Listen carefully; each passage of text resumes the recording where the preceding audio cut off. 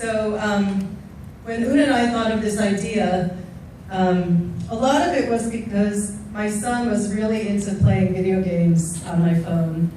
And I knew that one day he could create a video game, and he wasn't getting inspired from his environment. He wasn't getting that message. I actually went around to a few schools. One school had what they call a computer program, but it was mostly teaching Word and PowerPoint, which is very useful, but it's not teaching coding.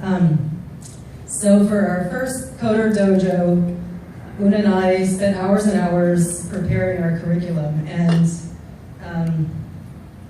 we weren't expert coders, but what we've learned over the years is that you don't have to be an expert coder. It can be an advantage not to be an expert coder, because what the beginning learner needs is someone to break down everything into steps. And if you're learning it yourself, that's how you will transmit it. Once you understand the simple concepts, you will be better at explaining them to kids, and you understand the learner's perspective and where the roadblocks can be. If you are an expert coder, that's great. We want you to volunteer for us.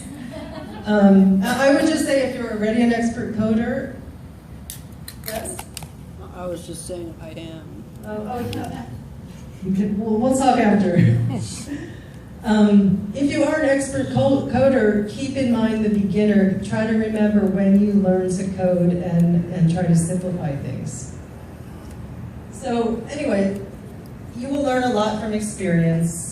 We walked into here 2 years ago with about 50 kids looking at us, like this kid, and we really didn't know what we were doing. But we had created this curriculum, which was an HTML adventure. So the idea was the kids would create, 6 HTML pages, choose their own adventure. We spent hours finding graphics, like a pot of gold and a castle. I believe the pot of gold is on the next slide. This was the pot of gold. And we came in here and all the kids were looking at us, and we spent most of our time helping the kids type. Left brackets and right brackets, and telling them what a left bracket was and what a right bracket was. So in the middle of the lesson, we had to change the lesson, which you need to get used to if you're teaching coding. And part of the lesson was teaching how to change the color of words and make them bigger and smaller.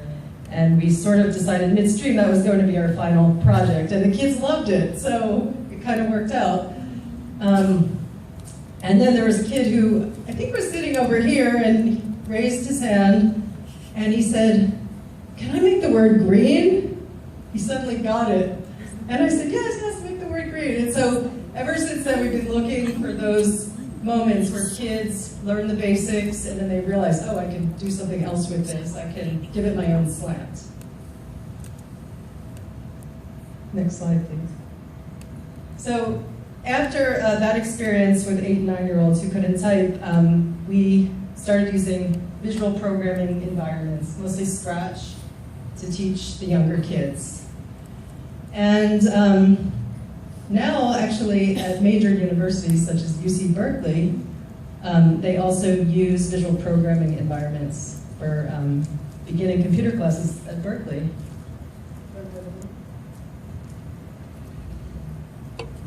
I'm Dan Garcia. I'm a senior lecturer at SOE here at UC Berkeley.